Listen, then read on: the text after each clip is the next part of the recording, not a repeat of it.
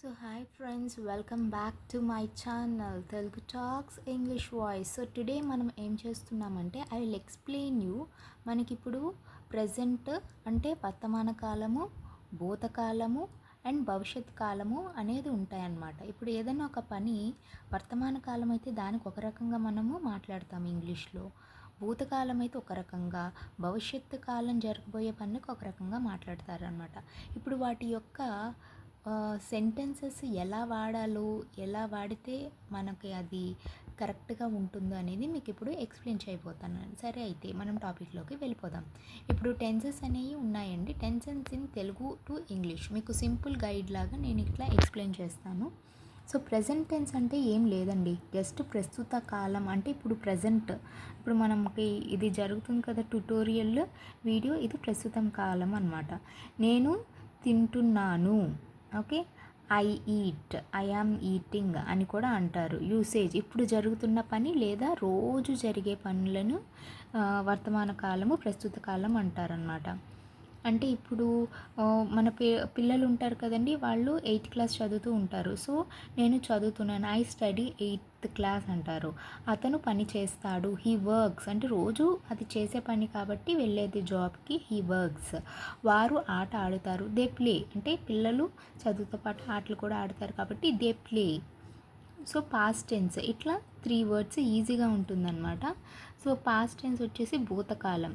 నేను తిన్నాను అంటే ఆల్రెడీ అయిపోయింది అది, అందుకని పాస్ట్ టెన్స్ అంటారు. ఐ ఏట్ గతంలో పూర్తయిన పనిని అంటారు. నేను చదివాను, ఇప్పుడు మనం బయట నుంచి వచ్చిన తర్వాత పిల్లల్ని అడుగుదాం కదండి, ఈ ఈ వర్క్ హోంవర్క్ చేసేసావా అని, ఐ స్టడీడ్ అంటారు. ఆమె పని చేసింది, షీ వర్క్డ్. వారు ఆట ఆడారు, దే ప్లేడ్. ఇప్పుడు చూశారు కదండి డిఫరెన్స్, అక్కడ వచ్చేసి ఐ స్టడీ, ఇక్కడ ఈడీ యాడ్ అవుతుందండి పాస్ట్ టెన్స్లో. అదొక్కటి మీరు గట్టిగా గుర్తుపెట్టుకుంటే సరిపోతుంది. సో ఫ్యూచర్ టెన్స్ వచ్చేసి భవిష్యత్ కాలము. నేను తింటాను, ఐ విల్ ఈట్ రాబోయే కాలంలో జరిగేది, అంటే ఇప్పుడు కాదు తర్వాత ఖచ్చితంగా జరిగే వాటిని ఫ్యూచర్ టెన్స్లో అని, వాటికి కంపల్సరీ విల్ అనేది వస్తుంది. నేను చదువుతాను, ఐ విల్ స్టడీ. అతను పని చేస్తాడు, హీ విల్ వర్క్. వారు ఆట ఆడతారు, దే విల్ ప్లే. సో ఇవన్నీ మీకు మళ్ళీ టెన్స్ ఐడెంటిఫైయర్స్గా గుర్తుపట్టడానికి ఒక క్లూ వర్డ్స్ అనమాట. Present eat, do. పాస్ట్ తిన్నాను, చేశాను అన్నదానికి ఇక్కడ పాస్ట్ టెన్స్లో ఖచ్చితంగా ఆ వర్డ్ అనేది చేంజ్ అవుతుంది అనమాట. At, did. ఫ్యూచర్ తింటాను, చేస్తాను, విల్ ఈట్, విల్ డూ. అంటే ప్రజెంట్కి మనం విల్ యాడ్ చేస్తూ ఉంటామన్నమాట. సో ఇదే అండి, మరి మనం కంపల్సరీగా ఇవైతే నేర్చుకుంటూ ఉంటుంటే మనకి బాగుంటుందన్నమాట. ఇప్పుడు ఎగ్జాంపుల్స్ ఇస్తాను మీకు ఈ సేమ్ సెంటెన్స్కి 3 టెన్సెస్లో.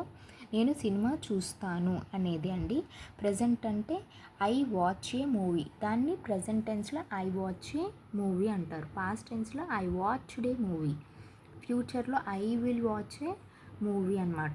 సో మీకు ఇది చాట్ రూపంలో కూడా నేను మీకు ప్రిపేర్ చేసి నేను అందిస్తానండి. ఇవైతే ప్రస్తుతానికి ఈరోజు ఈ సెషన్ అండి. సో మీకు ఇవన్నీ అర్థమయ్యిందని నేను ఆశిస్తాను. మీకు ఏదైనా ఇంకా క్వైరీస్ ఉంటే కనుక నాకు కామెంట్ చేయండి. అంతవరకు సెలవు.